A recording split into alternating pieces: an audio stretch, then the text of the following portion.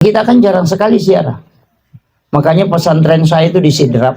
Saya memang kasih ultimatum ke anak-anak. Setiap hari Jumat pagi ziarah.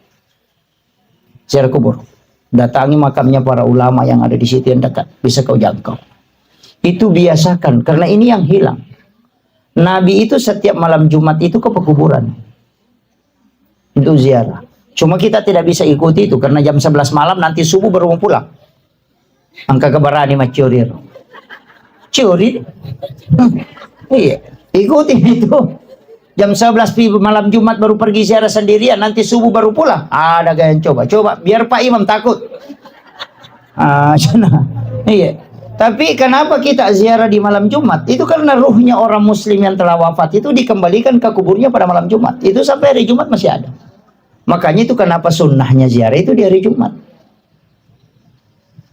Kan gitu. Dan pasti orang bertambah imannya Pak kalau pergi siaran malam Jumat sendiri lagi di kuburan. Kalau dia dengarkan bunyi jangkrik, dengarkan bunyi cacing, kemudian hembusan angin dia kena ke badannya, pasti akan asam. Makoto matu komateka. Pasti dia bilang, makoto matu komateka. Kamanang wija-wija kau boleh menurut jadi di mayaku. Makanya bagaimana perasaannya orang tua kita ketika diziarahi. Sama dengan orang tua yang selalu di SMS, kemudian kita datang langsung kepadanya. Itu persis sama.